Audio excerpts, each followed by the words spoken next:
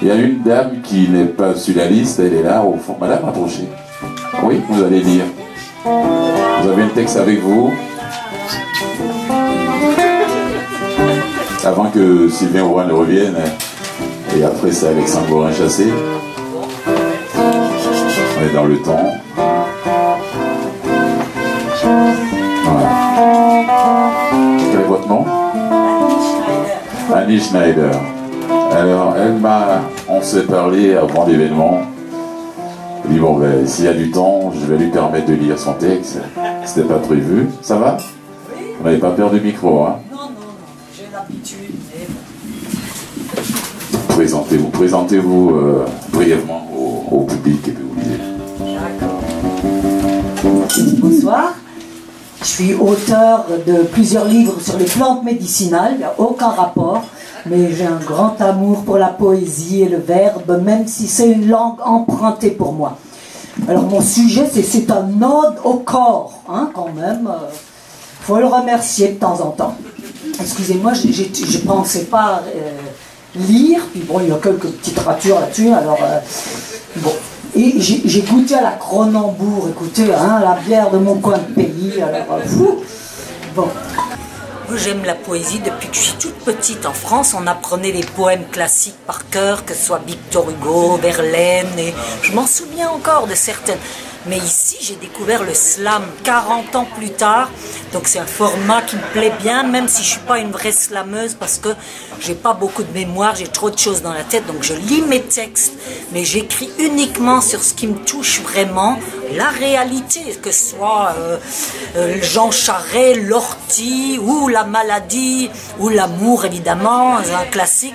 J'écris donc comme je sens les choses, comme je les vis, et j'essaie de les transmettre avec un sourire ou de façon hyper réaliste, inqualifiable comme style, mais j'assume complètement. Divagation corporelle.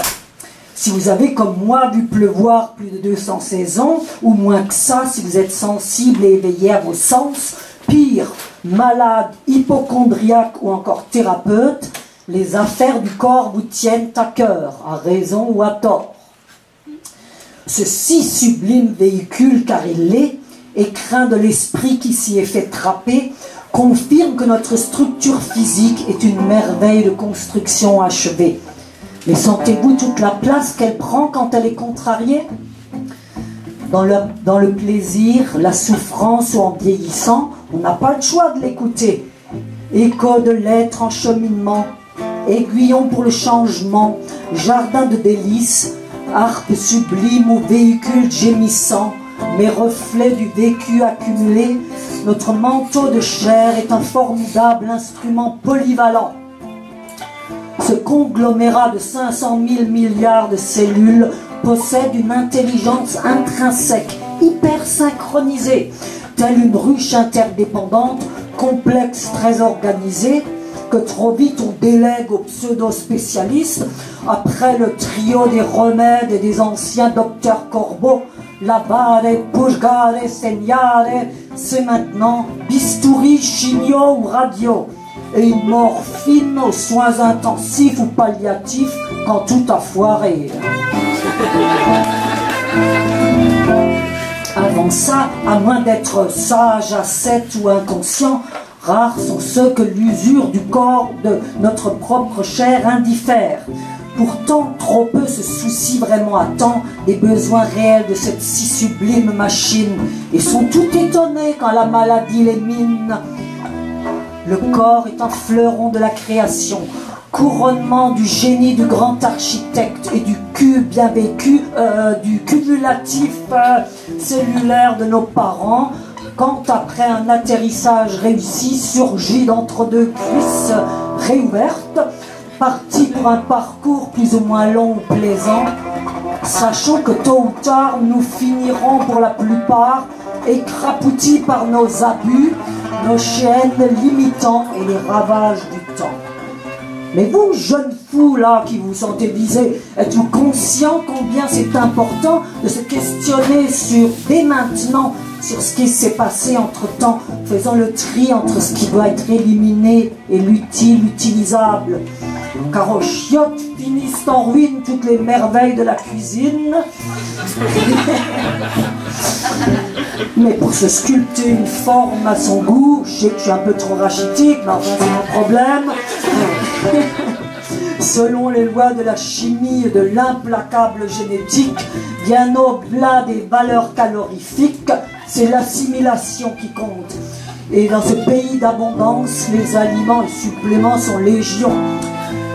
Toutefois, quand le pire arrive, aucun vaccin ni remède, aucun thérapeute ni même aucune herbe, à elle seule foi d'herboriste, pas même la vaillante ortie ou le lumineux millepertuis n'y suffiront, si ce n'est un bon état d'esprit et mode de vie.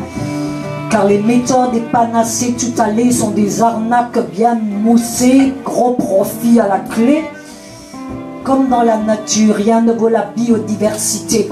Les monomanies sont mortelles, sinon très plates à vivre. J'achève. Non, pas encore, hein, Dieu m'entend. Néanmoins, il faut bien entretenir notre véhicule pour l'amour. Conscient qu'avec quelques exercices et autre chose que je ne déchiffre pas, beaucoup d'eau et d'air pur, des céréales, de fibres et de légumes, des produits non de synthèse ni hydrogénés. Ce qui compte, c'est ce qu'on fait pour de vrai, hein, ce qu'on avale, bon, le reste je vous l'ai déjà dit, qu'on assimile ou pas. Donc à coup d'essais erreurs, même avec quelques faux plis et rondeurs, c'est pas mon problème, tentons de vivifier ce brave corps serviteur si docile jusqu'à ses propres limites, plus ou moins élastiques. Aussi dans ce voyage au rivage mouvant, il faut savoir s'accepter tel qu'on est et déguster chaque instant avec délice, le phare bien allumé et tenter de finir sereine à l'ultime aéroport. Vous verrez bien quand vous vieillirez, si vous y arrivez. Mourir par contre c'est garanti, autant décoller avec le plein de vécu. En attendant, tâchons de bien s'aimer soi-même et l'autre aussi. Et notre body et notre vie, si vite passée, surtout à la veille de trépasser. Vous l'aurez compris, aucune certitude à long terme, si ce n'est que votre corps est le reflet de votre auto-bienveillance, comme tout ce que vous aurez semé dans la mémoire des survivants et de l'immanence. Prenez soin, grand soin. Merci. Bonsoir, merci Fulgence pour un dernier. Vous savez, on reçoit des courriels à l'occasion, des PowerPoint, puis on délite ou on regarde. Des fois, c'est divertissant. D'autres fois, c'est inspirant. J'en ai reçu un à un moment donné. Et puis, j'ai fait des recherches. Ça a mijoté. Ça a donné le résultat. Elle parcourait le monde pour faire dévier les bombes. Elle parcourait le monde pour que la paix abonde. Elle avait une mission, c'était la paix en contagion, et elle ne travaillait pas à demi pour qu'il y ait une liberté en pandémie. Elle a laissé sa trace ailleurs que dans les palaces. Elle a laissé sa trace ailleurs que dans sa race et les autres races. Elle a usé ses ailes pour que des vies soient plus belles. Elle a usé ses ailes pour d'autres qu'elle. Armée de sa bouche et son sac à dos, elle se rendait dans les endroits les plus chauds. Pas pour les plages ou le soleil. Elle était plutôt là pour les orages, espérant des réveils. Très menaçante avec son porte-voix, elle faisait tout pour qu'on la voie. À voix haute, elle obstruait les voix. Elle était presque seule, sans convoi. Elle était souvent là, sans qu'on voie ses efforts, espérant qu'on revoie la politique des plus forts. Un jour, plus jeune, quand elle avait l'âge où on joue normalement avec de faux bijoux, à cet âge où on ne pense qu'à ça jouer, elle était déjà dévouée.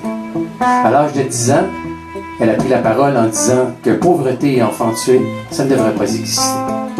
Elle s'est adressée à un public lors d'une conférence de presse, exprimant ses rêves idéologiques, espérant que tout cela cesse. Pour elle, c'était des idéaux logiques.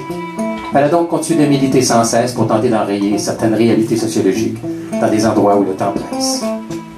Il y a de ça quelques années déjà, le 16 mars 2003, dans la ville de Rafah, au sud de la bande de Gaza, là où tanks et soldats ne sont pas des jouets, là où des enfants meurent alors qu'ils jouaient, là où les plus forts ont des bombes, là où les morts abondent, là où la musique de fond est une rafale de balles, là où on risque qu'un couillon se régale du mal. Cette journée-là, il y avait des militaires. Elle militait. Eux mettaient des maisons à terre, elle, pacifiquement, s'y opposait.